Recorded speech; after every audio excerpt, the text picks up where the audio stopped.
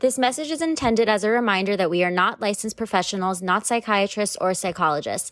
If you have a serious problem, please seek professional help. The National Suicide Hotline is 1-800-273-8255. That's 1-800-273-8255. There's some damsels in the DM. Yes, queen.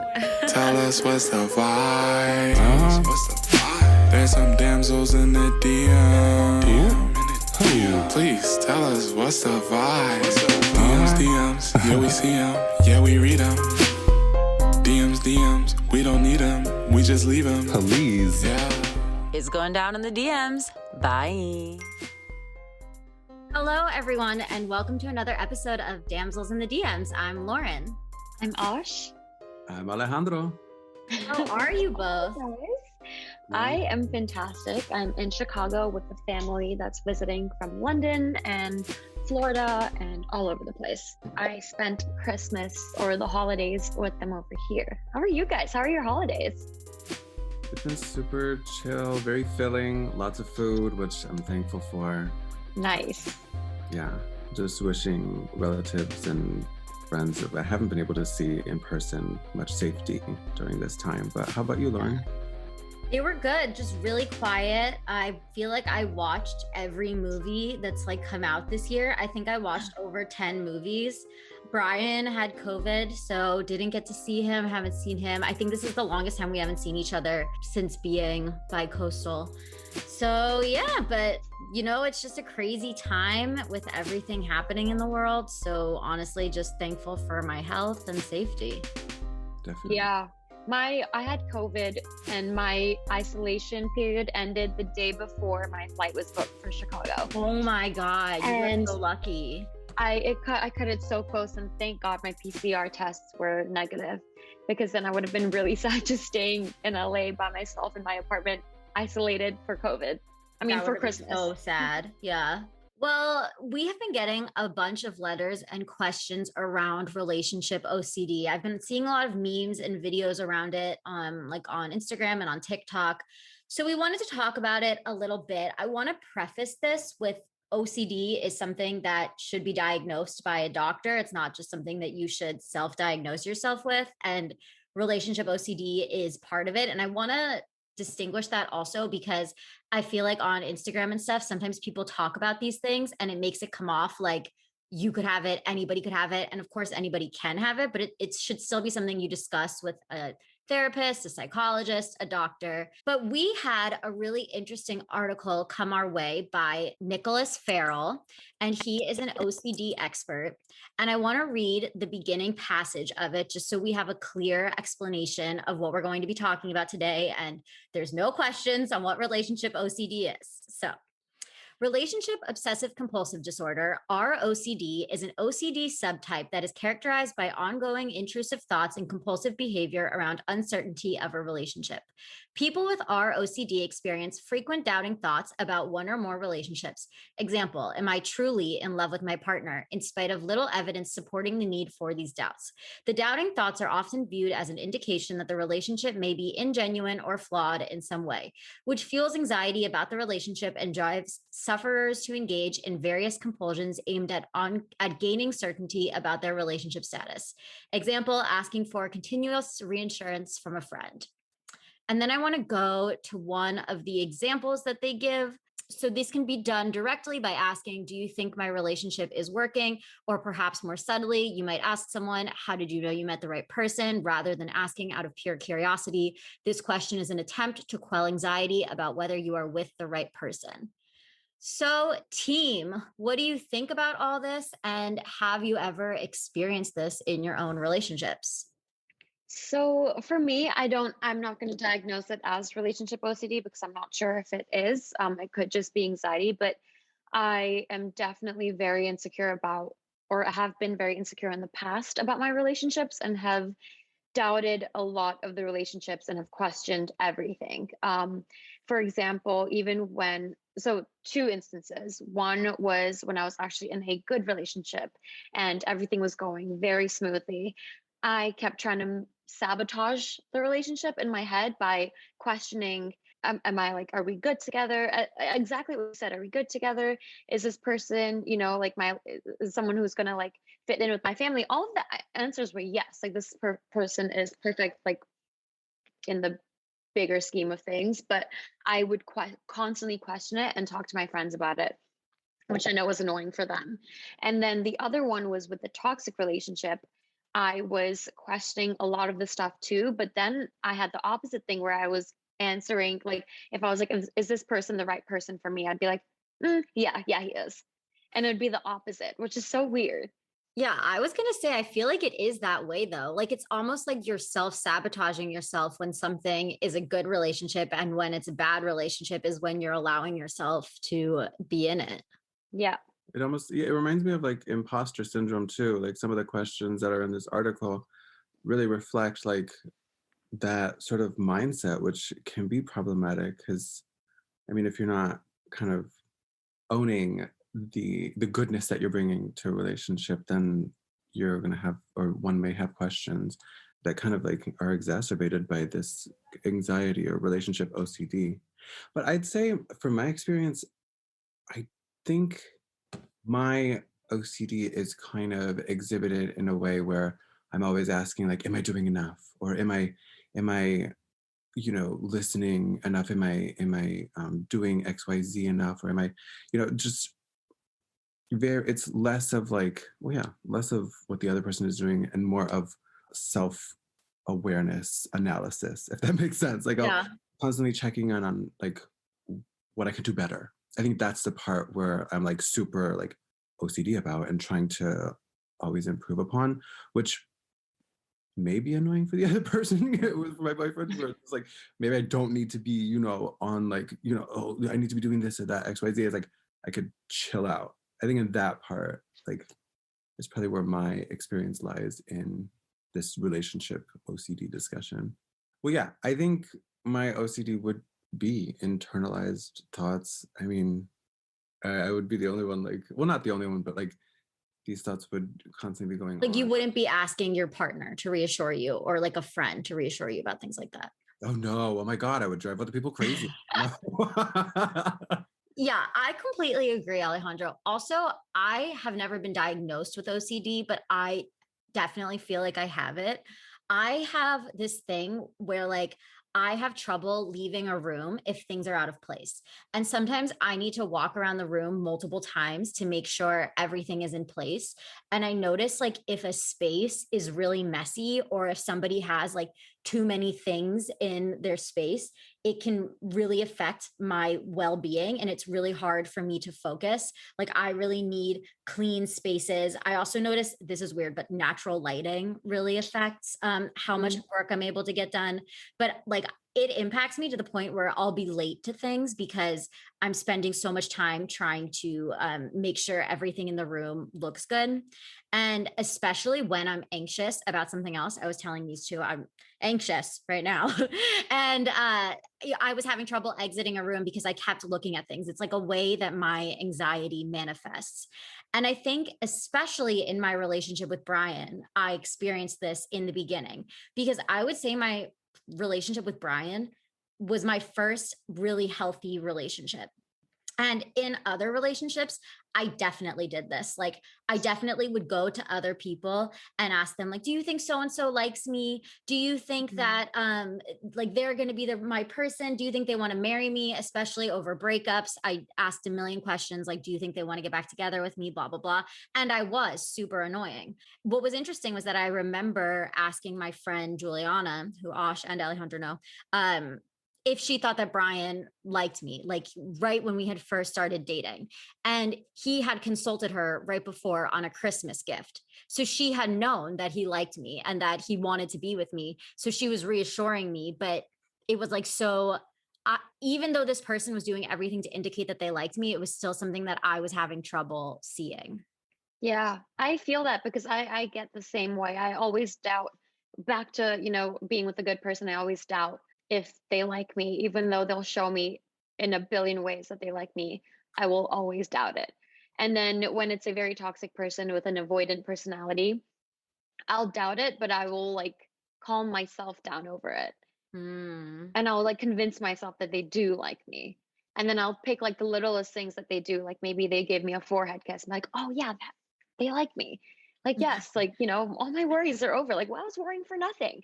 Or yeah, oh my gosh, he finally texted me after 2 days. He does like me because he's thinking about me. Like, what? I like that what you're describing is like totally building on what you had said in a previous episode about being super cutthroat whenever like red flags come up. And I think that's such a good example to live by because, after like what you were just describing, like Yeah. scenarios, it's like, well, you can only put up with so much after so long. It's like, nah, not really. Like you could do it with You could keep going. I mean, you could keep going, with these red flags and just choose to ignore them for Yeah. the rest of your life. But totally. it does get tiring after a while and it gets exhausting. And it's just that constant worry about if they like you or not. That is just not something that I want anymore. Like I do want someone to be like, hey, I like you. There's nothing to worry about. You're good. Don't worry about anything. Like I got you. That's all I Yeah. need to know. And then I'll be fine. I think there is something to be said about like when you're in a relationship with someone, if that person brings peace rather than like, Chaos. waves in the ocean, Chaos. like tsunami, like that says a lot about where the relationship can go and how the two of you can make progress, both within yourselves and with each other. I I think especially think in today's society, we're always striving to be the best or like to be better versions of ourselves. And we're constantly comparing ourselves on social media to other people. That I think it makes us anxious about our relationships, even if otherwise you would be comfortable in your relationship because you're always seeing other people and seeing other people's circumstances and wondering, like, do they have it better than me? Like, could I be doing better? Because we're always asking ourselves, like, could we be doing better? And see, and that's a problem with social media because a lot of people like just show an amazing, happy Yeah. relationship. And a lot of people choose to believe that that's what their relationship is probably like. And obviously, we're not going to put our breakups and our fights and every little thing that goes wrong in a relationship on social media. So it's such a little con system that social media just shows. Like, you know, but on the other side of that, there are helpful instances of social media content being useful. I mean, like for example, we've had some relationship therapists, Mm. a wide range of experts on dating and relationships, etc., where there are questions that are posed not to like incite anxiety, but to help us process, where we're at, where our partner is at, where the relationship might be. But I think that distinguishing like that or placing those types of content into context of our daily lives rather than like putting it like so close to heart. I think that like is a really helpful way to kind of navigate what is available on social media, because I agree sometimes it can be overwhelming when we see something like travel dating couples or whatever, like going on these beautiful excursions, and it's just like, well, damn, like that's but I mean, now we're in a different time, but still, I don't know. But when people are like, oh, when it's the right in person, you'll know. Like you'll know when you're meant to marry them and like that sort of thing. I don't know. Like I guess to some extent maybe, but I think like I'm a kid from divorce, right? So I'm just like naturally going to be anxious about commitments like that. And I don't know, like I feel like for me, I'm always asking myself like questions about it. Like because that person makes you comfortable and they quell a lot of your anxiety, but at the same time it's not their job to quell all of your anxiety. And I mhm. think that's like a hard, I don't know, like a difficult line to cross and to establish. How Sometimes. do you deal with your relationship anxiety with Brian? Like, how do you talk about it? It's like the same question that I asked Alejandro. Like, do you talk about it? Is it internalized and you just kind of go to your friends for these anxieties? I think I had relationship anxiety with Brian in the very beginning. Like, is this the right person? Am I making the right decision? And I think I did go to friends like in the very beginning. But then I think I hit a point where I realized how much Brian enhances my life and makes me a better person. And I also realized that Brian is the best man that I know by far.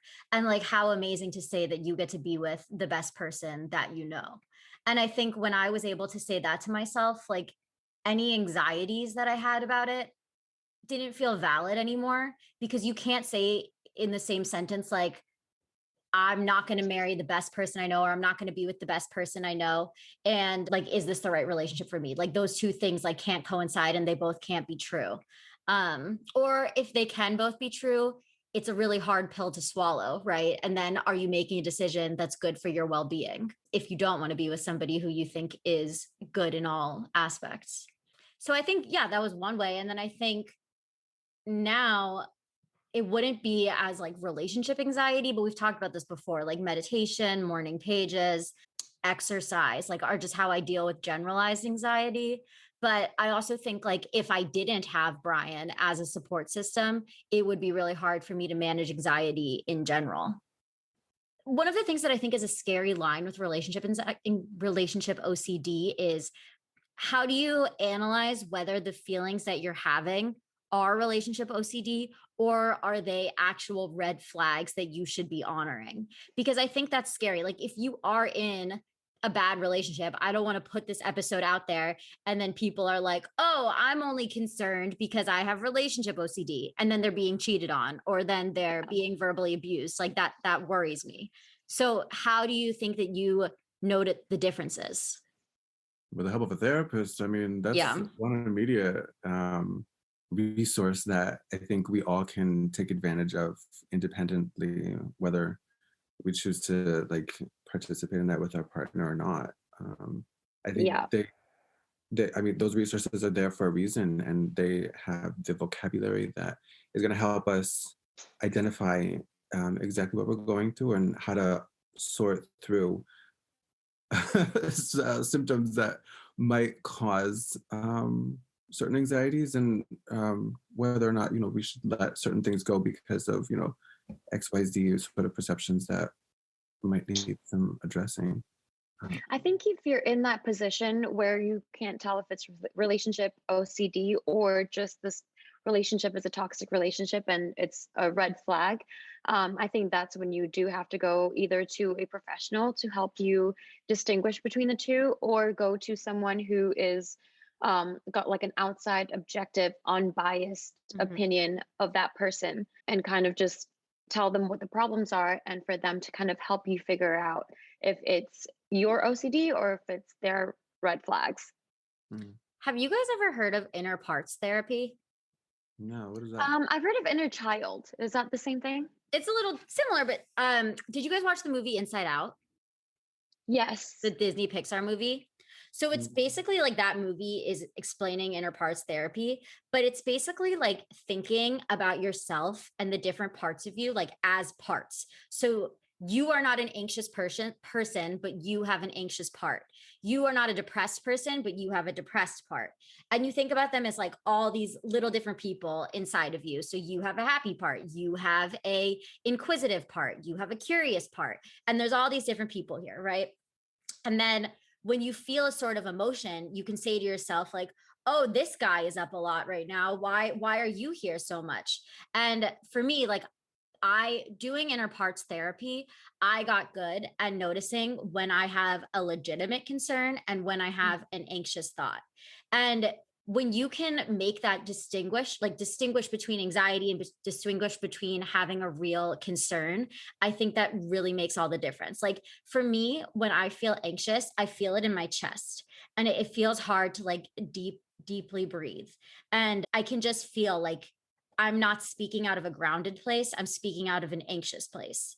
Um, and when I know that my thoughts are coming from an anxious place, then I can't think about those thoughts. I can't address those thoughts until I'm thinking about them through a grounded place. So if you are in this position where you're wondering about your relationship, I would try to look into inner parts therapy and think about like, am I asking these questions from an anxious place, or is my concerned part up and I'm worried about my safety, my well-being, my mental health? And if you can see that that part is up, then I think that's when you start to question the relationship. I remember from Inside Out how they had like the happy person and then the depressed or the sad person. And now I'm going to do exactly that, because when I do have these like anxious thoughts or concerning thoughts, I'm going to go back into that and see which place it's coming from and Yes. then analyze it that way. And Because it's it is really hard to tell the difference. And it's so good because then it doesn't make you feel a certain way. Like you are not your anxiety and you are not your depression. They're just parts of you and things that you experience, but you are so much more than those parts of you that you're experiencing. And for me, like not labeling myself as an anxious person, but knowing that I have an anxious part makes me feel better, I think, about who I am. Totally. And I Hmm. think that a level of assessment helps identify like the degree of severity, and it helps you understand who you need to address this issue with, like whether Yes. it's as serious as like doing a one-on-one with a therapist, or whether it's something that you can and should address with your partner, or whether it's something that you can like just share with a friend or a close one and seek counsel on. Yes. uh, because yeah, I think that you definitely want to like yeah go through those steps before like going to the wrong person and like just divulging who knows how much information, and Right. really it might be meant for another party. I want to get into today's letter today because it is a longer one than we usually get. So we have, dear damsels, so I have a weird humiliation kink and I secretly love dressing up like a little bitch. I pay for my ex-girlfriends to come up with new ways to humiliate me, and the latest idea was going on Omegle dressed in a slutty Halloween costumes, holding signs saying I'm a cheating fuckboy, which ensures that all the women I see online will have zero sympathy for me and enjoy my embarrassing ordeal. I just am having trouble navigating my dating life with this weird kink. The first girlfriend I told about this ended up cheating on me multiple times. Now, I get super into my head when I go on dates. They usually start out great, but then I become kind of closed off emotionally because I plan for a disastrous outcome. I usually break things off so I don't have to tell them my embarrassing secret. I also keep all my dress up things in a closet near my bed. Parentheses, I have two closets, close parentheses. And I get super paranoid when a girl is over because she'll snoop around and find this closet full of high heels and slutty Halloween costumes. But at this point, I almost plan on just dying alone, lol. I'm so different on my day to day life. And I know my kink is super out there. So I also understand why women don't want a boyfriend who dolls himself up like a total bimbo and loves to be humiliated. How do I get over this if I actually want to be in a relationship with someone? Sincerely, harboring my hidden identity. Wow. Well, that's really sad. I don't want you to, think of yourself as just planning on dying alone, because that is really sad. And I don't want you to do that. And, everyone has their thing. So, who am I to judge anything? But, if you have that kink that you just cannot let go of, then you will find someone out there. Like this world is full of like, I don't know how many billion people, 7 billion people in this world. You will find one person, more than one person, that's going to be totally okay with it and will accept you for who you are and what you're into. I And I, think you should just, keep trying. And if you're on the dating apps, to avoid, completely shocking someone or surprising someone, maybe just have it in your bio on your dating apps. And that way you'll filter out people that you don't really want to be with, because if they're not going to accept you for who you are and what you like, then obviously you don't want to be with that person. So it's going to help you filter out, people that you want to date. totally. And having a closet just for specific things doesn't mean that that secret has to stay within. I mean, it's really important, just like you were saying, to be as honest as possible. And like, if you feel comfortable, share it on the bio info, because it is, you want to think about the other person too. You don't want to spring something on them that might take them a little bit of time to digest. But on the other, it's like there are certain sides of ourselves that we should be celebrating, and on Hmm. such a you know portal as dating apps go, like, that sort of visibility is probably appreciated among the people who are flipping through profiles. But yeah, that is really sad of, planning on just dying alone. But at the same time, some people do appreciate their solitude. So, Yes. if that is, what the path is going to include, then so be it. Do your damn thing alone and solo, and be proud of however you like to get your kicks, because ain't nothing wrong with dressing up. But yeah, I mean, as far as the humiliation part goes and dressing up, some of the vocabulary in this letter I'm struck by, but maybe maybe that is how this letter writer appreciates. I mean, I don't know. What are your thoughts, Lauren? I think we spend too much time worrying about what other people are going to think about us for doing things that we like doing. Yeah. I respect you for knowing what you like. I think so many of us only do what's productive or what needs to be done. And we don't often ask ourselves, like, what do I really like to be doing? Like, what makes me feel like an inner child? What makes me happy? Like, I really like singing. How often do I make time to go singing? I really like to swim, but do I ever go swimming? No. So I think the fact that you know what you like is something that you should be proud of and not something that you need to worry about concealing. Mhm.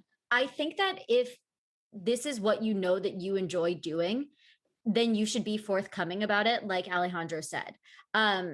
I think that you can find somebody who's totally okay with this. And I think you could find somebody who enjoys it and wants to play around with it. As Alejandro said, some of the wording, like the humiliation bit, I would just want to make sure that that's not coming from a place of past trauma. That's something that I would want to address, like with a therapist. Like, are you doing this because somebody made you feel humiliated as a child? And this is like a way to ease that trigger. I don't know. And I don't want to assume, but I would just make sure that when you're doing this, you feel good about yourself and you feel happy with yourself, and you're doing it because it's fun for you. Because if you can say yes to all of those questions, then yes, do it. And it's safe for you and the people you're around. Great. But if something in it makes you not feel good about yourself, then I think that's a question mark for me. And I think that's something that you should talk with a professional about. I also wonder if it would be worth it for you to try going to drag shows with other people who like dressing up, because I also think that we limit drag to thinking that it's just going to be gay men dressing up. Like, there could be straight men dressing up. I think that that's, totally fine if that's what you want to be doing. I don't know, Alejandro, you might know better than I do if there are straight men who do drag, but I actually even think there is a straight contestant on an upcoming season for RuPaul's Drag Race. great. I'm not Yeah. sure if it's US or another country, but I believe that is in the works or coming soon. And maybe that would be a way for you to express this side without having to feel humiliated. But if it's the humiliation aspect that you like, then great. I'm not going to yuck anybody's yum. So I think just like, check in on yourself. I think that even if you don't meet anybody at the drag thing, like just making friends who like doing what you like doing might make you feel a little bit better about doing this, and might make it feel a little bit more accepted and a little bit more okay, which might make you feel more comfortable sharing this with a partner. Yeah, I think I want to go back to, there was something that wasn't it. I want to go back to, he says, the first girlfriend I told about this ended up cheating on me multiple times. Piggybacking on what Lauren and Ash have already talked about, this is a thing where like it's a part of yourself that you can explore and should be able to celebrate openly. And the fact that this other person cheated on you like several times is not an indication of anything wrong with this kink, or if you decide to call it a kink. I think it's just more of a reflection on that person. So, being able to be aware that like these interests, that I don't think that had anything to do with your truth that you decided to share with that person. I think it was just more of a reflection on them. I agree with you. Cheating is always a reflection of the other person. Doesn't say anything about you. So I don't think that you should let that affect your future happiness. I think just treat it as a learning experience. And I think that because you're insecure about this kink, that you're applying it to all of your future relationships and also applying it to why that person cheated on you. What about the relationship besides this whole thing was going on that could have been other reasons that the relationship wasn't working out that may have nothing to do with the kink? I think if you can separate that relationship from doing this thing that you like doing, that will also make you more comfortable going forward and talking about it with future partners. Because you're writing to us, so that makes me think that you don't want to end up alone. It does seem like you do want to be with someone and find your person, or just, someone to be with, because you say that you end up just sabotaging your relationships of fear, that they're gonna, break things off if you tell them your embarrassing secret. So I think instead of sabotaging these future relationships, honesty is the best policy. Have it out there, like, hey guys, disclaimer, like, this is what I'm into. If you're not into that, Question, just to clarify, you would put this on an app? I've never been on an app, so I don't know. Yeah, I would appreciate the honesty, or maybe on the first date, just let them know, or when you're texting and getting to know them. I think this is something that you should be telling your partner early on, just to avoid first of all sabotaging the relationship because you plan on dying alone, or you plan on this person not accepting you for who you are. I think it's just better to be open about it. I would just worry about putting it on the app that you might get people who are shaming you for doing this. That's true also. Yeah, they could always be judging the book by the cover and not taking that opportunity to get to know you. Like for me, a second date would be okay. I agree. Yeah, I was thinking like, with the top or bottom discussion that could happen like on a first date. I don't know. It's like something that doesn't have to come up on the first opportunity that, you are able to be face to face. But I think if it casually comes up, then like, why not just go there? And, if you feel so inclined to bring it up on the first date, then more power to you. But I don't think it's like something that is like a checklist, like boom, boom, boom, happened. Like, within 12 minutes of meeting, that sort of preferential discussion about preferences.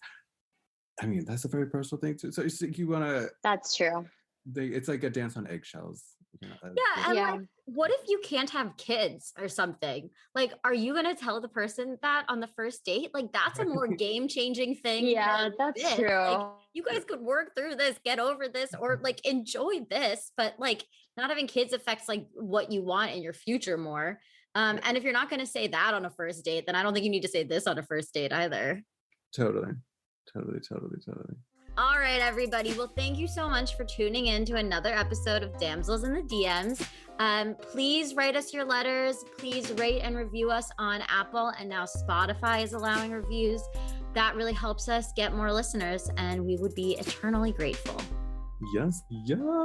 We are waiting to read and help and advise however we can. I mean, that's why we're here. All right. Well, thank you for tuning in to another episode of Damsels in the DMs.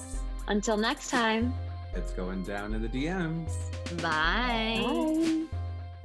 DMs, we don't need them. We just leave them. Please. Yeah. It's going down in the DMs. Bye.